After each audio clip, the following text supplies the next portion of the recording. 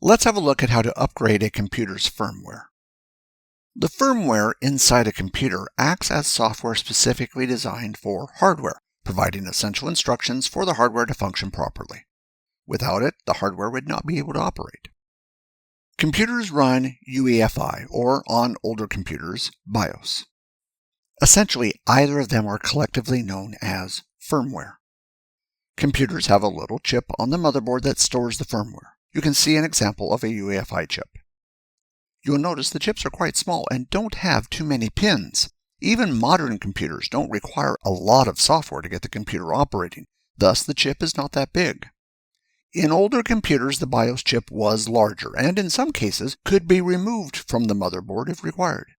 Nowadays, the chip holding the firmware tends to be soldered to the motherboard. The main difference between the two is that UEFI requires 32-bit or 64-bit hardware in order to operate. All modern computers meet this requirement. Therefore, you will find that all new computers are running UEFI nowadays.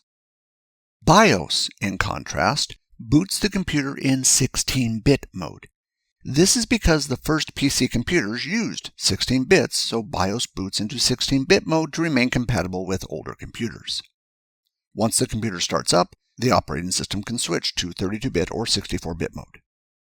No BIOS supports 64-bit. This means the BIOS itself can't run 64-bit code. The operating system can, but the BIOS cannot. For this reason, you will find that BIOS is being phased out so the computer can run 32-bit or 64-bit code as soon as it is switched on. This helps the computer boot faster and also allows the computer to access all the hardware in the computer without an operating system. When working with UEFI and BIOS, you will sometimes hear UEFI referred to as BIOS. Just be aware that even though they are different, the terminology does get used interchangeably. To make things easier to understand, when I am collectively talking about BIOS and UEFI, I will just refer to it as firmware.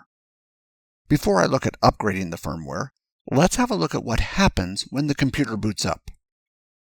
When the computer starts, the firmware is transferred from UEFI or BIOS into memory. From there, the CPU executes the instructions. So essentially, the computer won't be able to start up without memory and a CPU installed. The computer will then start checking that everything is working. If everything is okay, the computer will sound one beep. If there is a problem with the hardware, the computer will output a number of beeps. The number and length of beeps will indicate the problem found. For example, if there is a memory problem, it will be a particular sequence of beeps. For a CPU problem, a different sequence of beeps. There is also some base code that is loaded. This code is used to load the bootloader, which is used to load the kernel. Once the kernel is loaded, it has direct access to the hardware on the computer. Older operating systems used BIOS code in order to access the hardware. Modern operating systems don't tend to use either the BIOS or UEFI code to access the hardware. However, events are still transferred to the kernel. For example, if you were to press the power or reset button on the computer. In modern computers, the firmware performs some quick testing of the computer's hardware to see if it appears to be working. Then the OS boots up and takes over. Some code may still be used by the kernel, but it is not as common as it once was. Although firmware is not as important as it once was, if the firmware reports wrong hardware information, it can still cause computer instability. This is why most of the firmware updates after their initial release are generally fixing instability issues with hardware or providing support for new hardware. This is one of the big reasons for keeping your firmware up to date.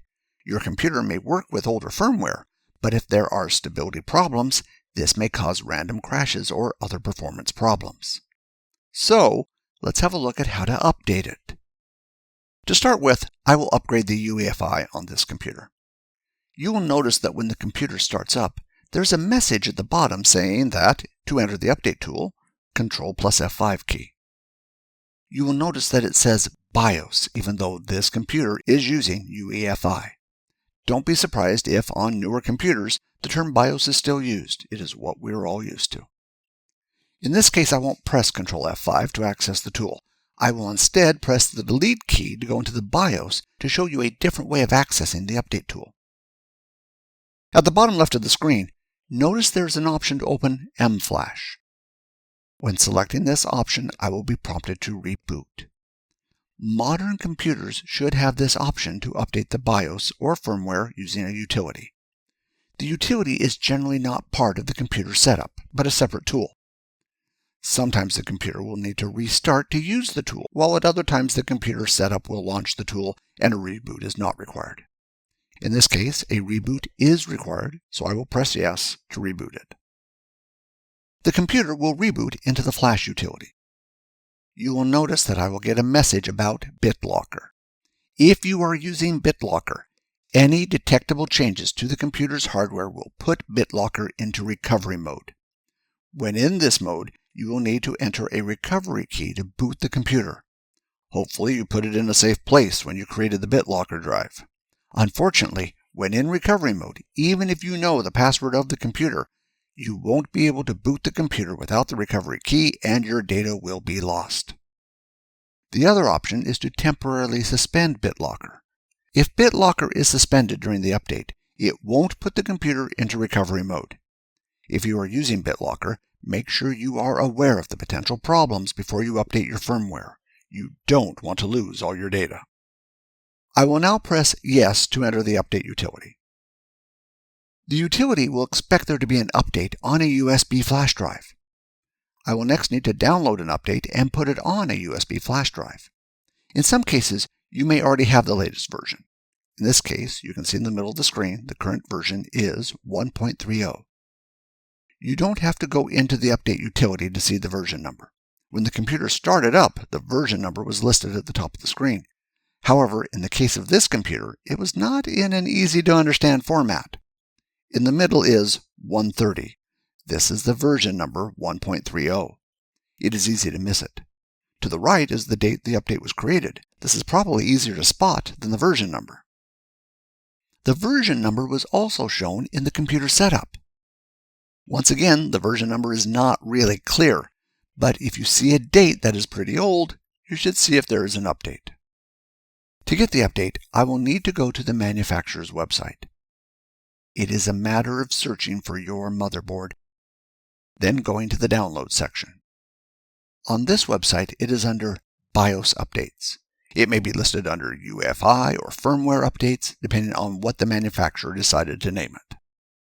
When I scroll down, I can locate the version that is currently installed. You can see that as I have to scroll through a few updates to get to this one, updating is a good idea. When I scroll up, notice that there is a beta version. Sometimes a manufacturer may release a beta BIOS to resolve a severe problem. However, the update has not gone through testing. It is up to you if you want to risk installing an untested update. Personally, I would not use these updates unless it resolves a problem I am having and I don't have a choice. Sometimes you will find on older motherboards, the last update will be a beta update, and it may be years old if the manufacturer has stopped releasing updates. When this is the case, I feel more confident using the update since it has been available for a long time. I will scroll up to the most recent update. Whenever possible, you should update to the most recent update. Next, I need to download the update and put it on a USB flash drive. The update will be zipped up, so once it has downloaded, I will need to decompress it before it can be used. Once it has been extracted, I can remove the flash drive and use it on the other computer that I want to update. I've put the USB flash drive in the computer, and once I press the retry button, it will find the USB flash drive. It is just a matter of navigating through the folders until I get to the file containing the update. You will notice at the bottom of the screen the current version and the version of update in the file are shown. If the update is the same as the one currently on the computer, the update tool will inform you. I will now select the file and press Yes to start the update. The update does take a few minutes to complete. It is important when the update is being performed to not switch off the power.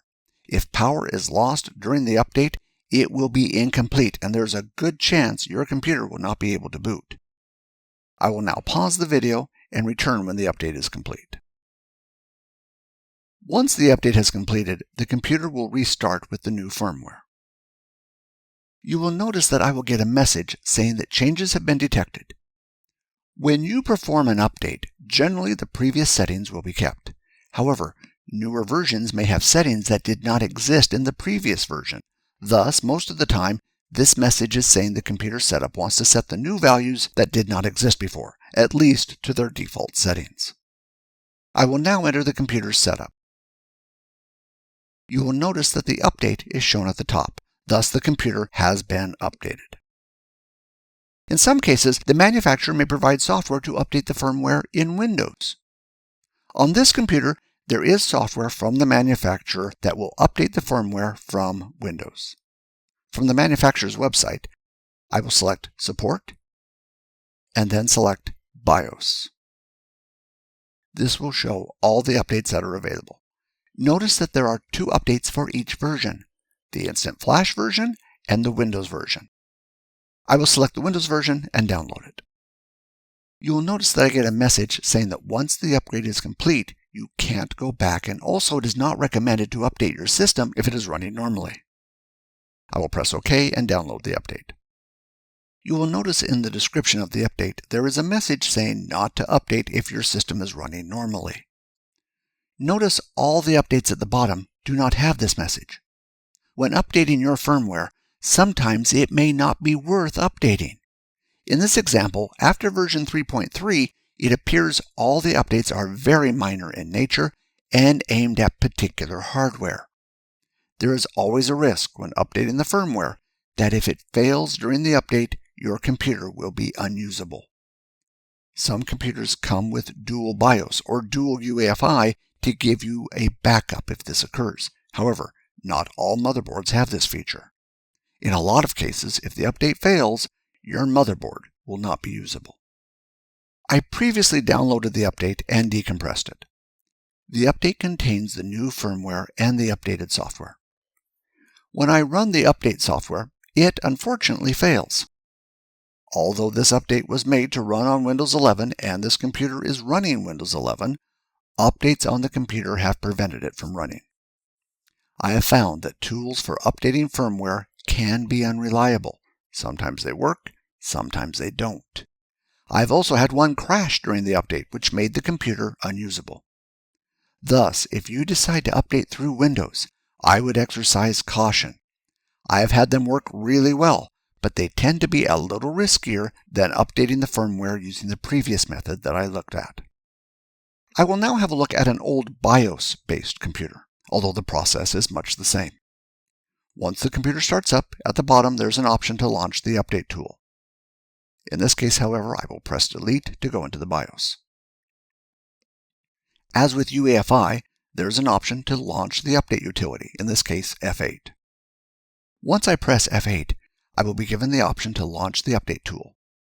The tool works the same as the UEFI version, so I won't worry about going through the process again. You can also update the BIOS using DOS.